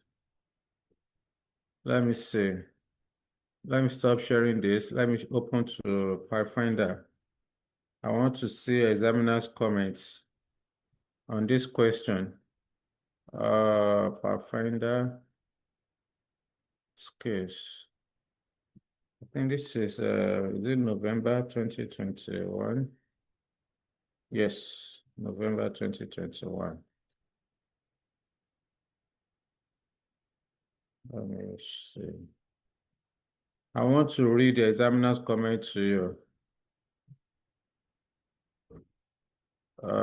Which question is this?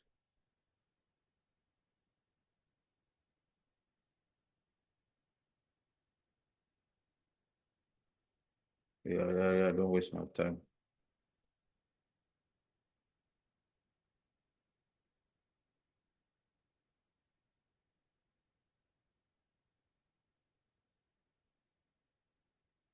This is, let me see. Let me share my screen with you.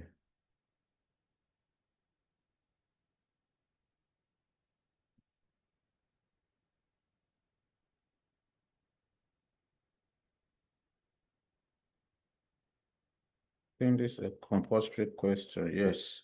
Aha. I want to read the examiner's comment to you. All right.